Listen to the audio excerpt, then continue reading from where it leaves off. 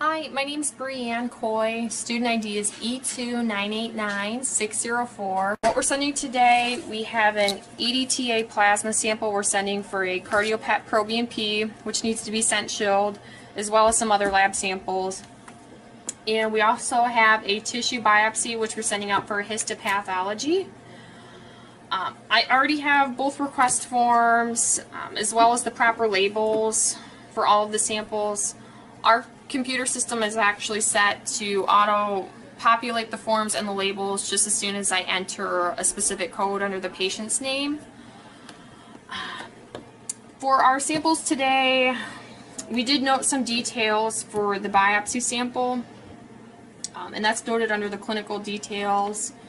And what we're noting for that today is that it's a 1/4 inch subcutaneous mass located on the right ventral chest wall, and it's been present for about 1 month. And oftentimes the labs will want you to write specific notes pertaining to the samples. But our sample today for the tissue biopsy has been placed in this formalin jar, which we have tightly closed.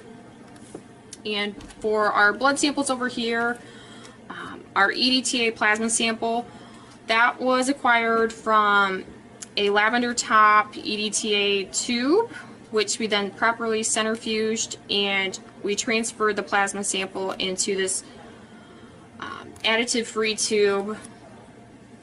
So now that everything's ready to be sent out, I will show how we properly package them up.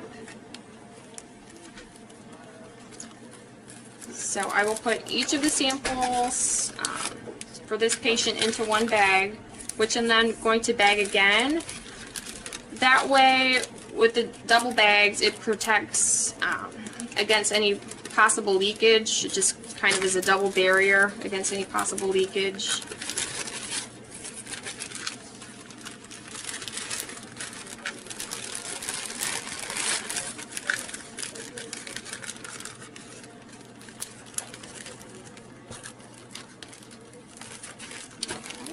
And I'm now going to do the same thing with our histopathology sample. Put it in one bag. Let some of the air out. And I'll now put that in the second bag.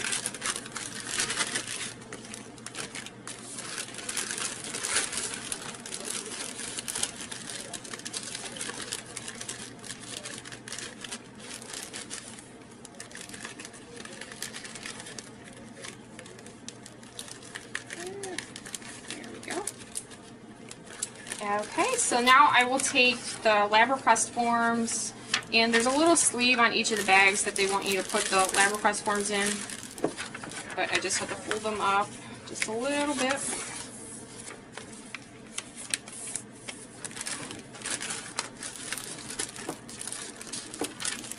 I'll do it for each of the samples.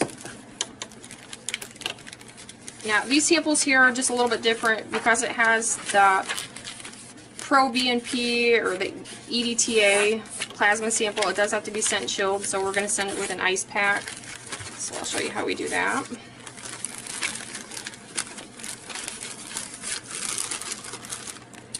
And I have my ice pack candy here. So we're actually going to put an ice pack in another baggie here.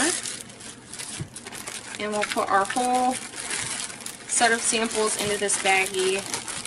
I'm going to get some more of the air out here.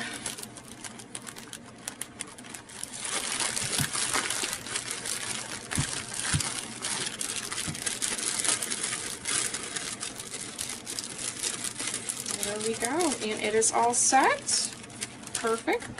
Okay, so our samples are ready to be put in our IDEX specimen collection box. I will now show how we perform our monthly maintenance and our quality control measures on our Catalyst DX analyzer.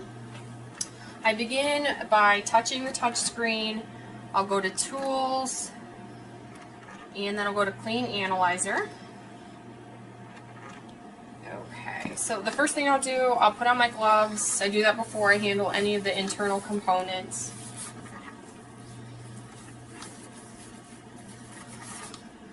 I'm going to open my doors here.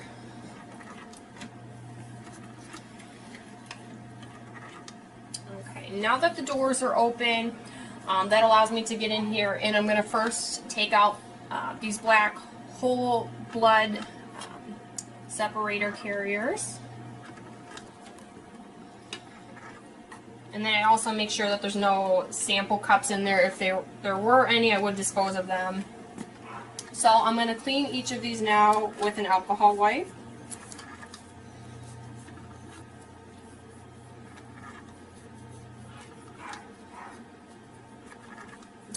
Top to bottom.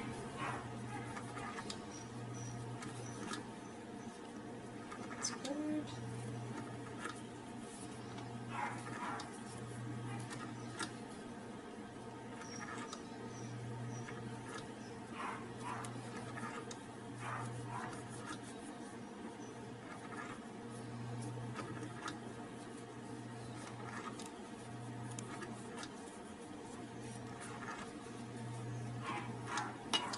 So now I can put them back in their slots.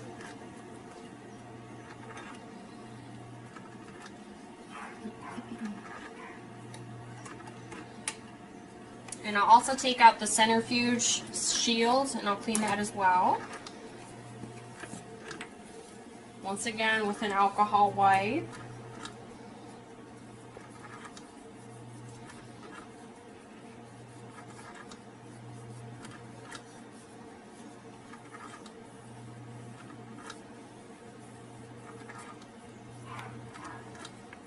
And I also want to be certain that the parts are dry, so I'm going to use some delicate optical tissue to dry the parts.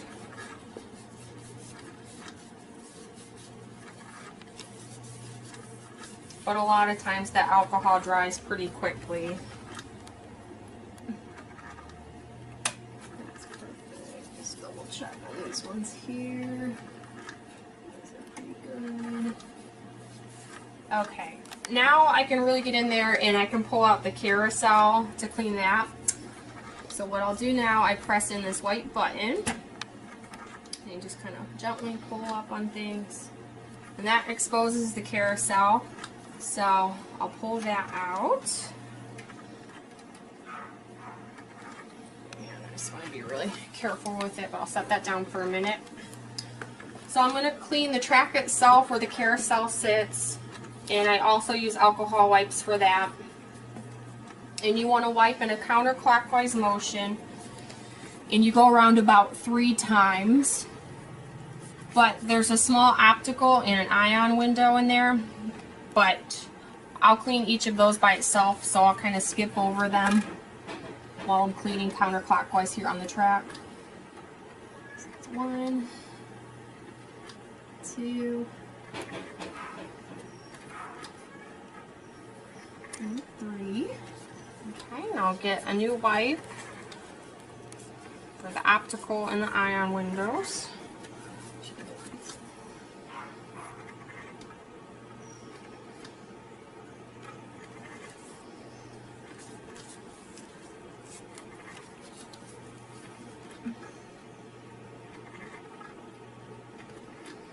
Okay, those are good.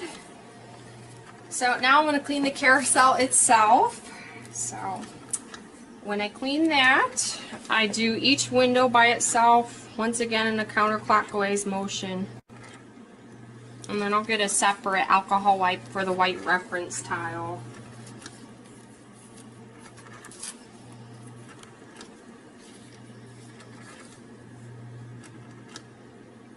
That's perfect.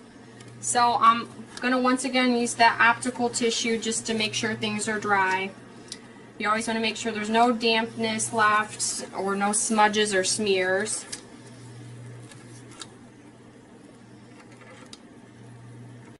Okay, and I'll get inside the carousel as well. Grab another tissue.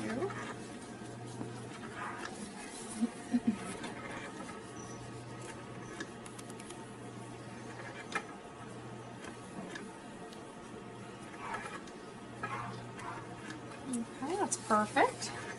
So now I can go ahead and place the carousel back on the track here.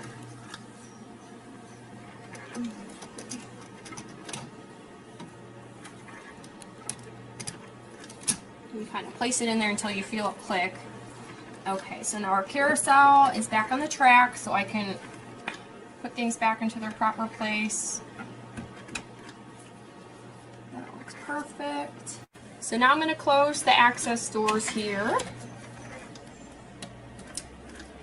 Push these down. And I'll go ahead and I'll hit done on the machine to let it know I'm finished cleaning, and it's going to begin initializing. There we go. So other things I'll do, I also like to make sure that the pipettes are full. Looks like it could use some more, so I'll put some of those in. And I'm fine to take off my gloves now.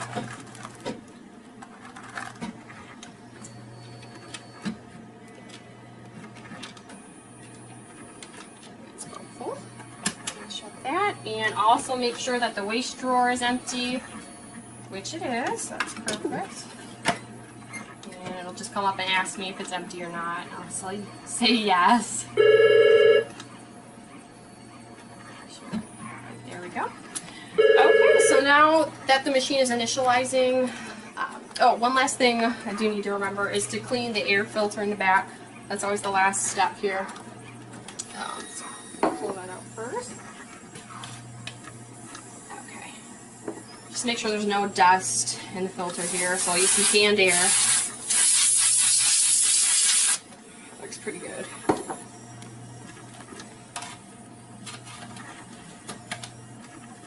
Okay, so as I was saying, while the machine's initializing, I've already done the first step for our quality control test, which is to get our Vetrol solution and our diluent out of the freezer. And you want to let them thaw for about 60 minutes. And that's perfect timing. It looks like our 60 minutes is just about up here. So the next step for the quality control test is to mix 3 ml of this diluent here into the amber vial, which is our Vetrol solution. So I'll first take the cap off of the Vetrol. There we go. Okay, I have my syringe here.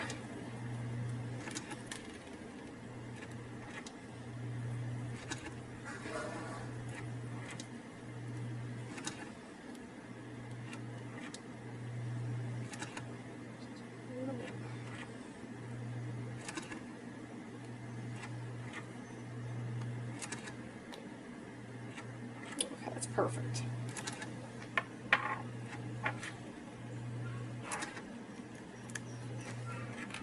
So take the lid off here, and I just mix that 3 ml of that diluent right into the Vetrol bottle. Okay. So the next step is to let this solution here mix for about 50 minutes. So I'm going to set this back on the rocker and set my timer for 50 minutes. What I have to do next is take our solution here, and now that it's mixed, I'm going to put it in our sample collection cup, and you just fill it right to that fill line there, so you're not going to use all of the solution.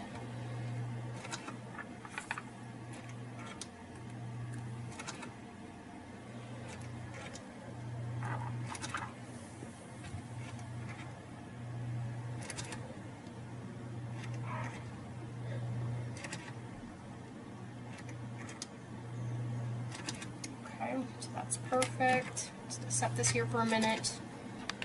So I also have my quality control clips out. So I'll go over to the machine, hit quality control, load.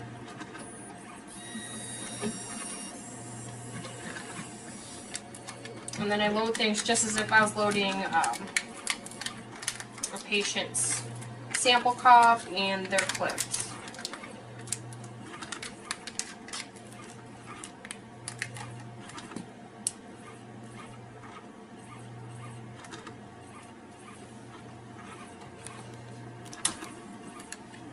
Here.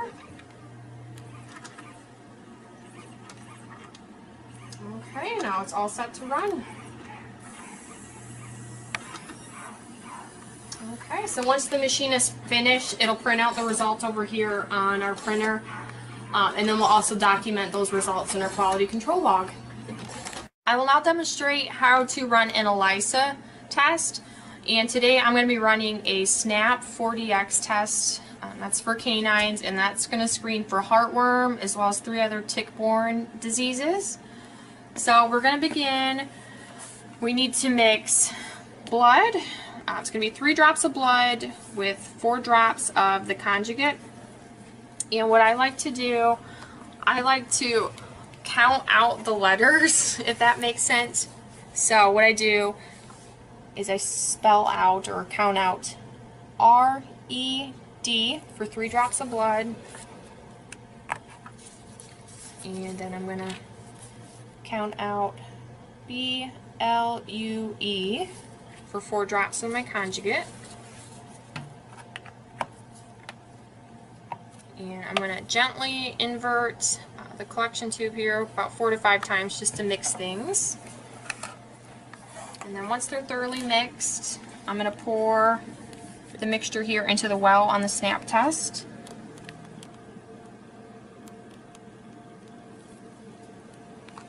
Okay. And once you see the blood appear in the collection window here, or the activation window, that's when we'll snap down on the test. Okay, now I see it beginning to appear in the activation circle, so I'm going to snap down on the test. And I'm going to let it incubate for about 8 minutes. So I'm going to set my timer. 6, 7, 8. And after that 8 minutes is up, test results will be known and we'll be able to record it in the patient record. To collect an ear swab from Ellie, what I'm going to do first is gently lift back the pinna to expose the ear canal. And I'm going to take my swab and I'm going to gently rotate it in the ear canal just until I collect enough specimen.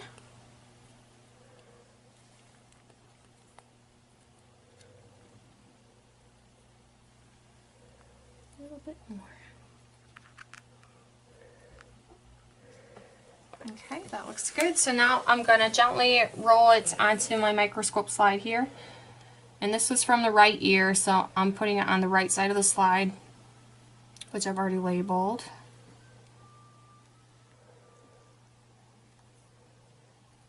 Okay, and now I'm going to repeat this process with the left ear with the new swab, and once I'm finished, I'll roll that onto the left side of the slide.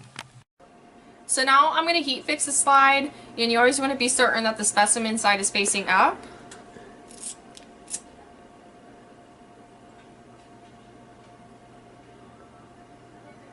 I'll do that about 3 times and then I'm finished.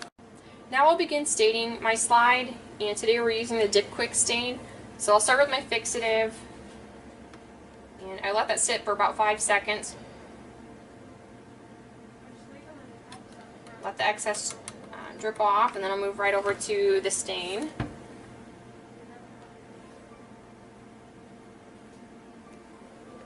Once again for 5 seconds. Let the excess drip off, and then I finish with the counter stain for 5 seconds.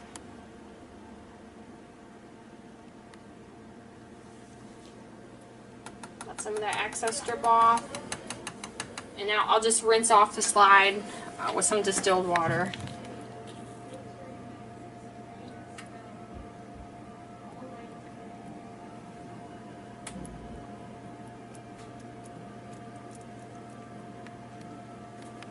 Now that our slide's dry, I'm going to observe our ear cytology under the microscope. So I'm going to start, I put my slide on the stage, and you always want to start in your scanning power. And I've already gone ahead and turned on the light for the microscope.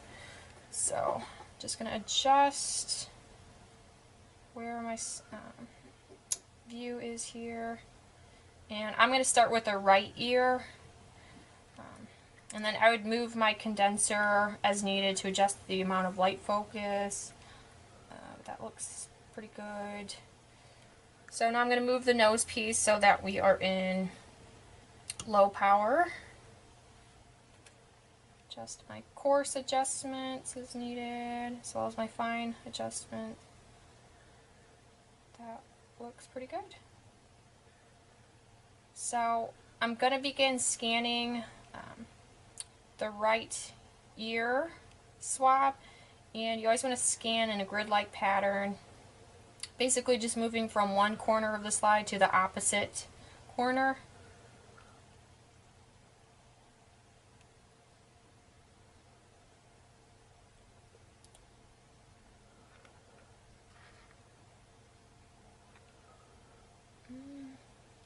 I see a few of the rod-shaped bacteria. Not a whole lot, but I do see a few. And that's your bacilli bacteria.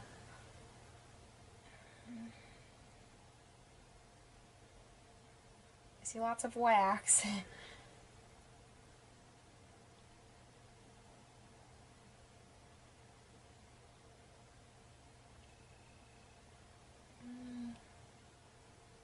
I'm not seeing any white blood cells, anything of that sort.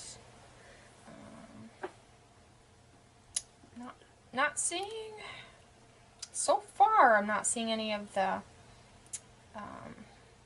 coci bacteria.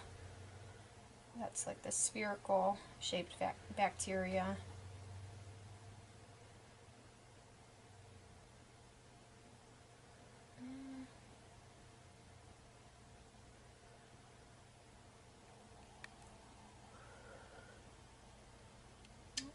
And that's everything for the right ear.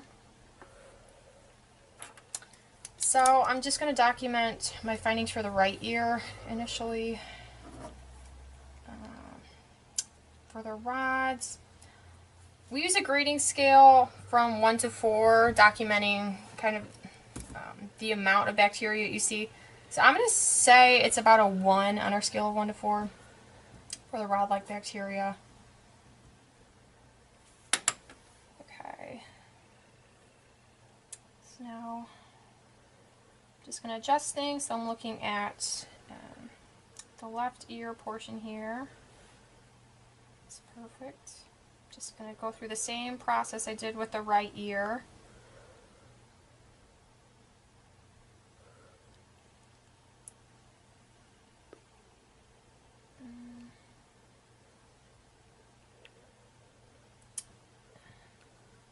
Yeah, I do see some of the bacilli bacteria.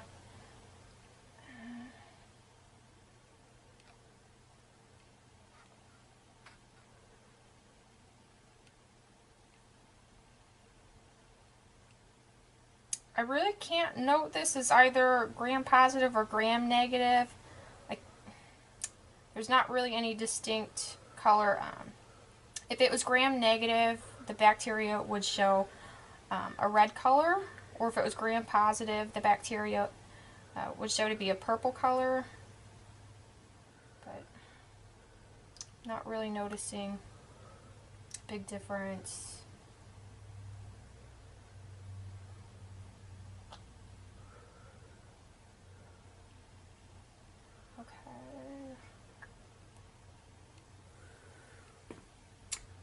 Okay, so that's about it for the left ear. So I'm going to return to my scanning power here, remove my microscope slide, and I'm going to turn off the light here. And then once done, I'll kind of clean the microscope itself. But I'm also going to note what I've seen for the left ear here. And I would once again grade this as a 1 for the rods or the bacilli bacteria. So what I'll do now is, since I've documented my findings, I'll give this to the doctor, and then the doctor will determine the best method of treatment for Ellie.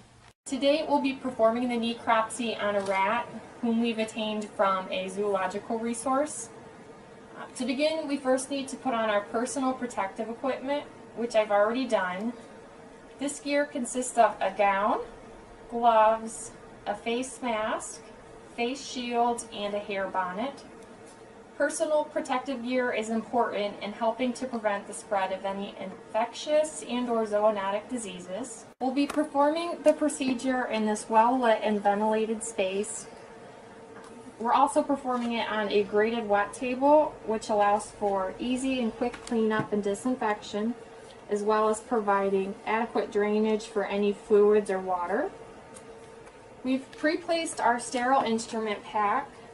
The instruments being used today are a surgical size 10 blade, scalpel handle with centimeter measurements. We have tissue forceps, dissecting scissors, and gauze sponges. We also will be using 2 formalin jars, which I've pre-labeled with the patient's name and the owner's last name. And we'll provide that in the formalin.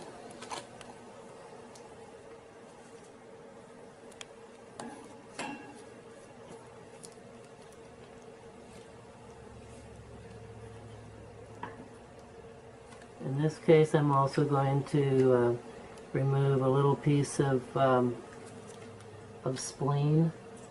Spleen appears normal size.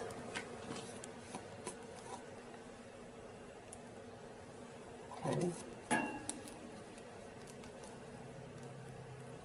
Since this is a male rat, I've already placed the tissue samples in these formalin jars, and they're placed in the jars at a formalin to tissue ratio of 10:1.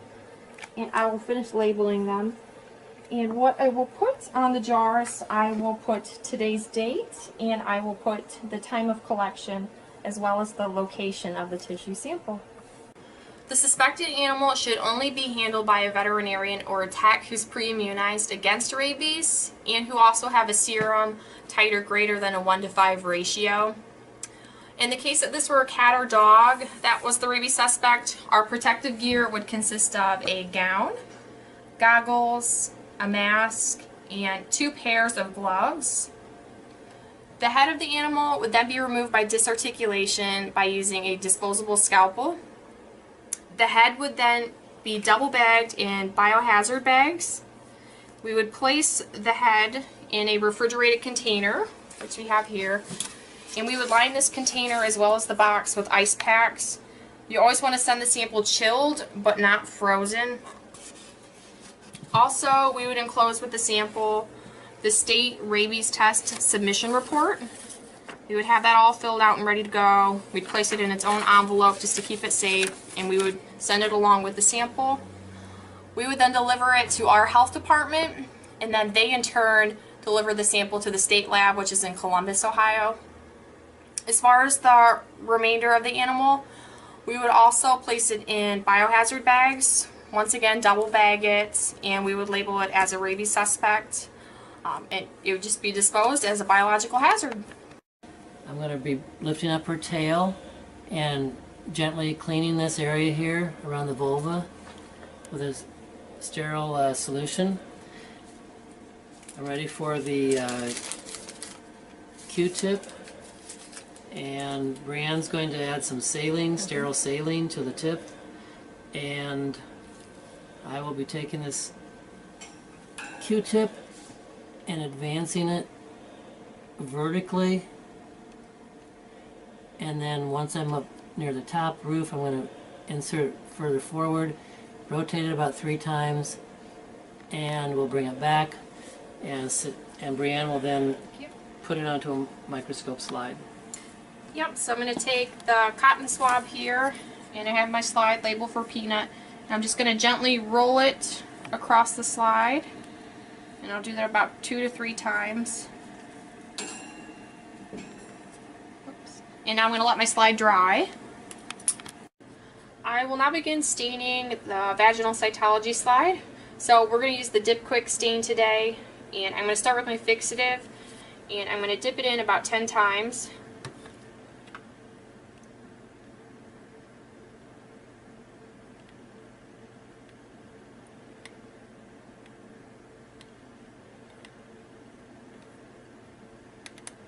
I'll move right on to the stain. Same thing, about 10 times. I'll dip it.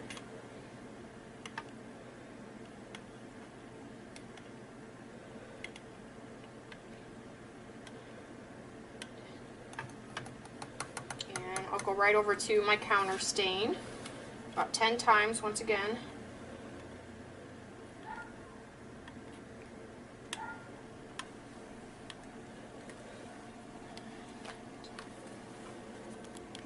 Perfect. And now I'm going to rinse it off with some distilled water.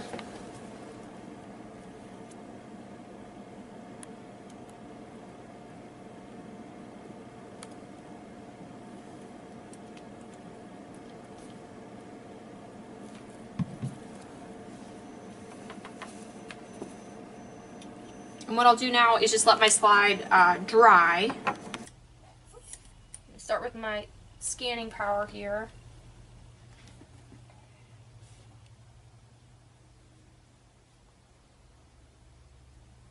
Looks pretty good. I'll move to low power. Ooh, this looks good. I'm seeing lots here.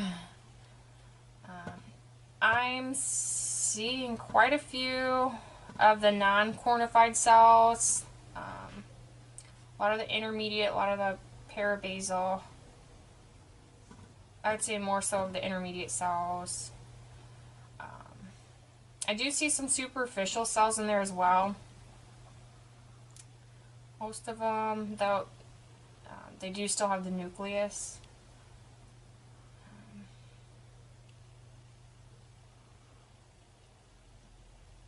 I'm not seeing any red blood cells. So that's basically, I'm basically ruling out the proestrus cycle here. Not seeing any white blood cells, no neutrophils. Not really any bacteria either.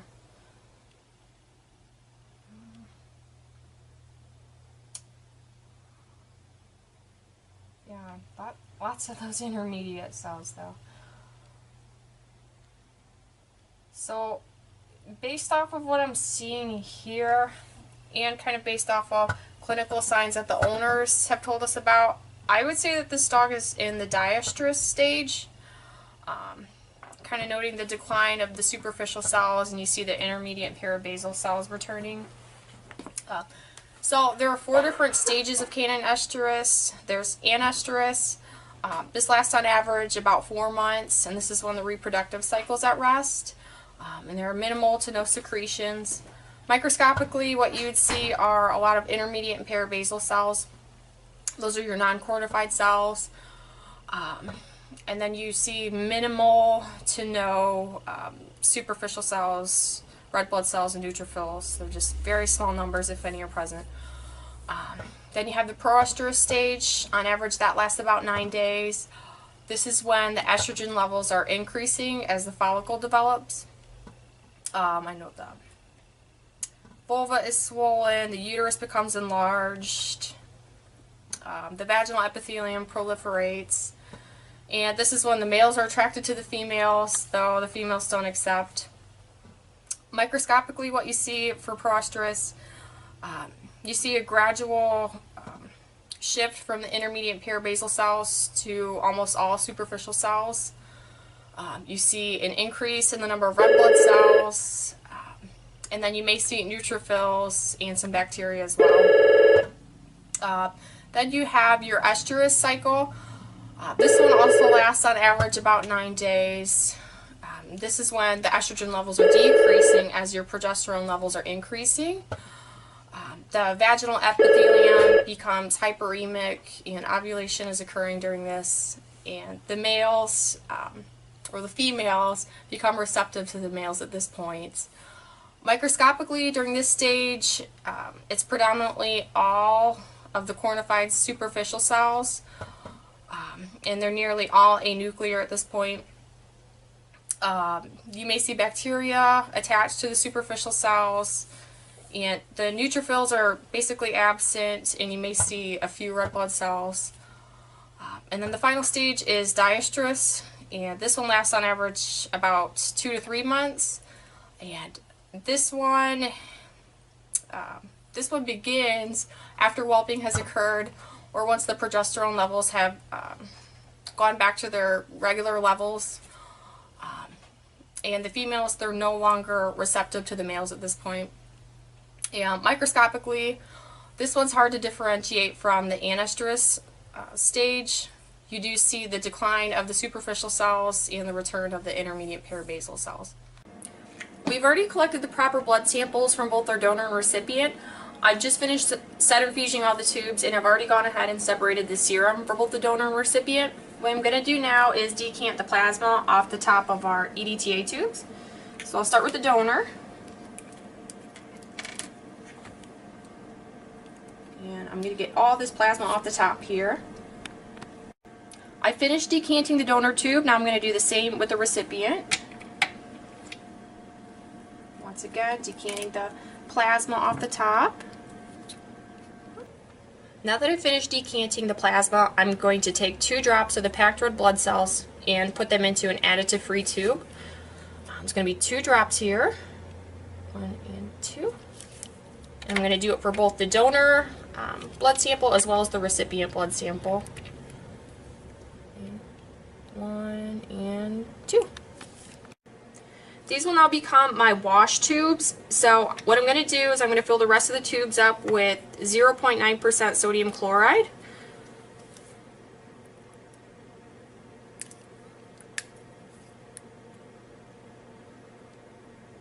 Perfect. And I'll do the same with my recipient tube.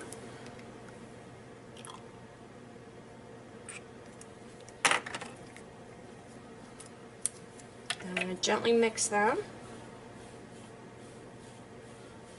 And I'll now centrifuge these at 3400 RPM for 1 minute. Oops. Now that our minute's up, I'm now going to decant the supernatant off the top here. And I'm going to do this a minimum of 3 times for both the donor and recipient tubes. And I'm going to get all the saline solution off the top. Okay, I've now finished decanting the supernatant off the top. I'm going to do the same with my recipient tube.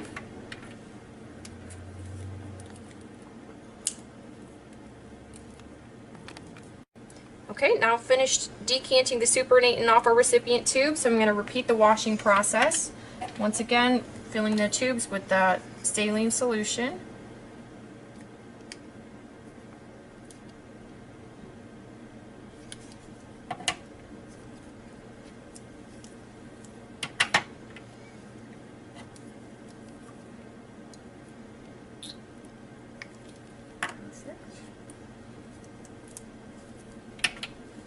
Gently mix and spin in the centrifuge for 1 minute. Our timer's gone off, so I'm going to decant the supernatant off the top for the second time. Okay, I finished decanting the supernatant off the top of the donor, so now I'm going to do the same with the recipient tube.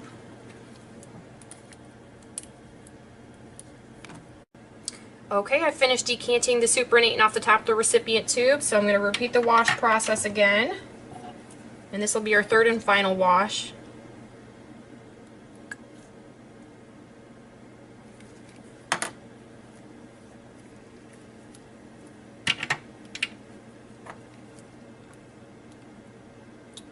Perfect. Gently mix the tubes. And I will spin once more for 1 minute. Okay, our timer has just gone off, so I'm going to decant the supernatant one last time. We can tell that our erythrocytes have been thoroughly washed because the supernatant here is pretty clear and colorless.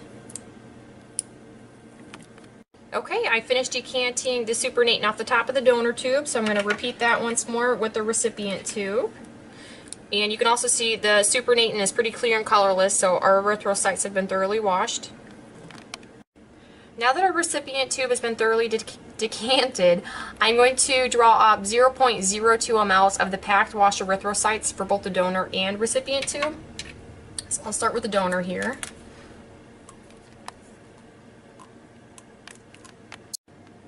I'm now going to make a 2% erythrocyte solution.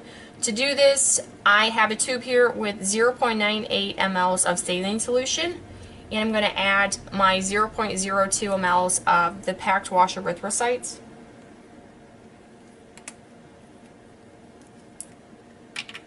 And I'm going to do the same with my recipient tube here.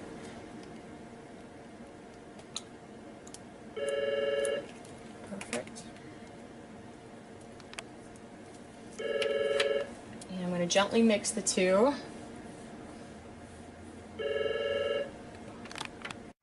I'm now going to make my major, minor, and control tubes. So for my major tube, I'm going to add 2 drops of the donor cell suspension. 1, 2. As well as 2 drops of recipient serum. 1, 2. Oops. We'll make our minor tube, and this is going to consist of 2 drops of recipient cell suspension, as well as 2 drops of donor serum. 1 and 2. Just going to put my lids on those real quick. And now I'll begin making my controls. So I'll start with the donor control, and this is going to be 2 drops of donor cell suspension, as well as 2 drops of donor serum.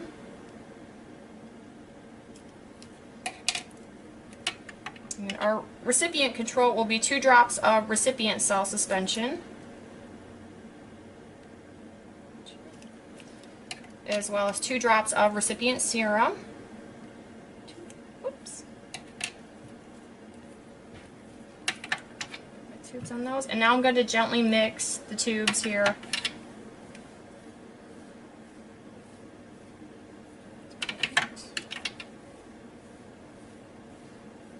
And what I'm going to do now is let them incubate at room temperature for 30 minutes.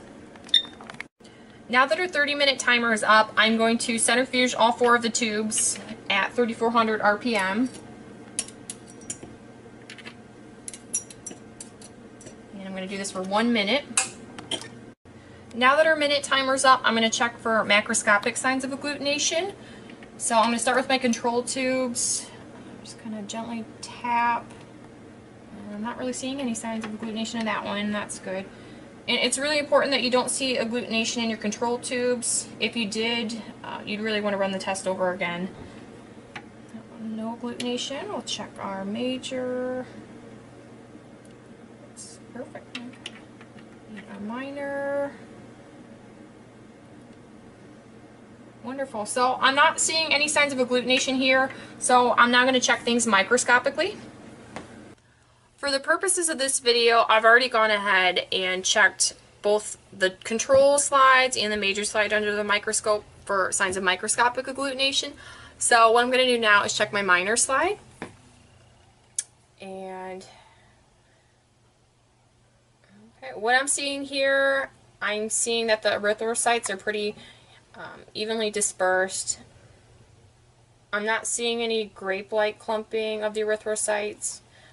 So this is good. So I'm seeing no signs of microscopic agglutination, which is similar to the first 3 slides I scanned.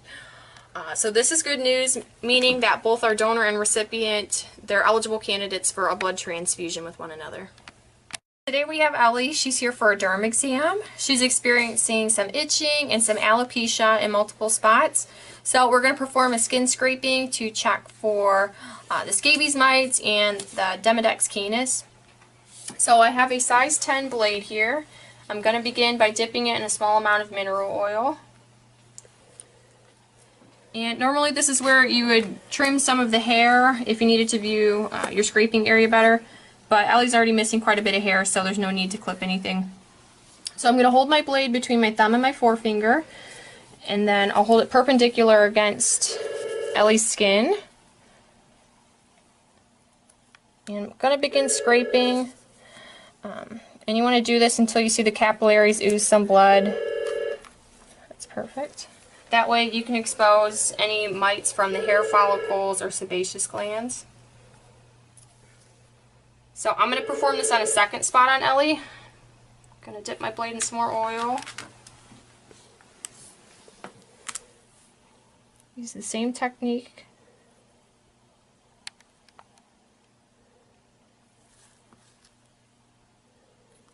That's perfect. Scrape that off onto my slide. And now I want to be sure that I center everything, and I want to evenly distribute all of the sample I just collected.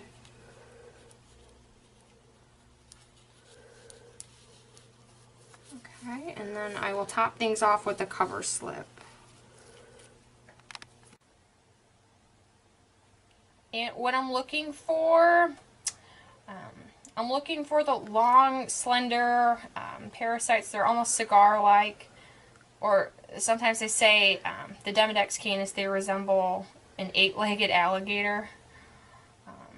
And then I'm also looking for the scabies mites. And those ones, they're more circular, and they almost resemble a crab.